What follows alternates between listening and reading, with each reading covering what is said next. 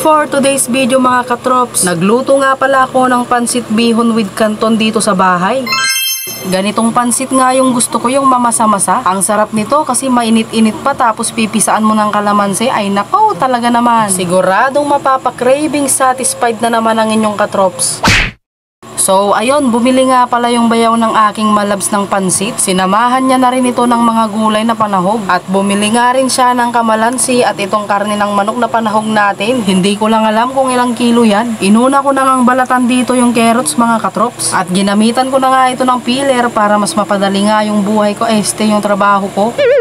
Hiniwaan ko nga lang ito sa kabilang side na bangir para mas mabilis nga itong mahiwa. At ginayat-gayat ko nga lang yan ng pahaba. At ayan, isunod naman natin itong Baguio beans. Tinanggal ko nga lang yung magkabila ang dulo tapos ginayat-gayat ko lang siya ng pa-slide. Sa repolyo naman mga katrops ay hiniwa ko nga lang ito sa 4 tapos tinanggal ko nga lang yung matigas at ganyang hiwa nga yung ginawa ko, maliliit lang. At sa ating panggisa naman ay naggayat nga lang ako dito ng bawang at sibuyas. Ang ginamit ko nga palang sibuyas dito ay yung tinatawag dito sa amin na lason. Tsaka itong karning manok naman ay nugasan ko nga lang ito, tsaka ginayat-gayat ko nga lang ng maliliit, yung saktuhang laki lang. At ayan, na-ready ko na nga lahat yung mga sangkap na gagamitin ko para sa pagluluto ng pansit bihon. Mas maganda kasi magluto kapag ka naka-ready na lahat yung mga sangkap na gagamitin mo. Sinimulan ko na nga palang gisahin tong bawang sibuyas. Pinagsabay ko na dahil wala rin namang mawawala. At ayan, inilagay ko na nga rin pala yung karne ng manok para gisa-gisahin na rin. At nung nakuha ko na nga yung tamang gisa dito sa karne ng manok ay naglagay na nga ako dito ng toyo. Mas masarap nga ang pansit bihon kapag ka may oyster sauce, kaya naman naglagay na ako dyan. Naglagay na nga rin ako ng 2 pirasong pinong paminta at itong magic sarap. Abay grabe ba, habang hinahalo ko nga ito ay nako, talaga namang napakabango. Sa sahog pa nga lang ay natatakam na ako, parang gusto ko na nga itong lagyan ng suga para maging adobo na. Tapos yung sarsa ilalagay mo sa kaning lamig, ay nako, talaga naman. So ayun, naglagay nga pala ako dyan ng isang pitchel na tubig. At nung kumulo na nga ay pinaglalagay ko na nga itong pansit bihon. Bale, hinati-hati ko nga lang ito sa gitna para nga hindi nga masyadong mahaba. Binawasan ko nga yung apoy nito mga katrops para hindi ito mabigla. Tsaka para hindi na rin ito masunog sa ilalim. At ayan, isinunod ko na nga rin palang inilagay yung kanton at ayan, nasama pa nga yung papel. Nagdagdag na nga rin ako dito ng tubig dahil nakulangan nga ako. Ako lang ba yung mahilig magluto ng pansit tapos yung gusto ay yung medyo mamasa-masa? Oy, aminin nyo mga katrops, masarap yung mamasa-masa.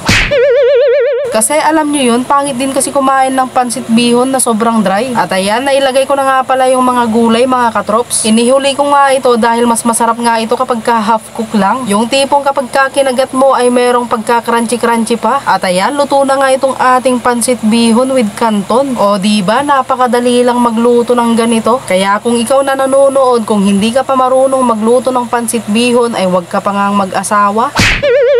Bakit kaya ang pansit bihon kapag ka may birthday ay hindi nga ito pwedeng mawala? Gaya kanina, habang nagluluto nga kami ay sobrang usok tapos napadaan yung aming kapitbahay. Tinanong ba naman kung sinong may birthday? Ay nako, ante, hindi ba pwedeng magmeryenda ng pansit? Required ba na kapag ka gusto mong magmeryenda ng pansit ay aantayin mo muna na merong magbo-birthday bago ka makatikim? So ayun, habang kumakain nga ako, gusto ko nga lang parang i-shoutout yung ating mga katrops na nagpapa-shoutout. At ilalagay ko na nga lang sa screen yung mga pangalan nila.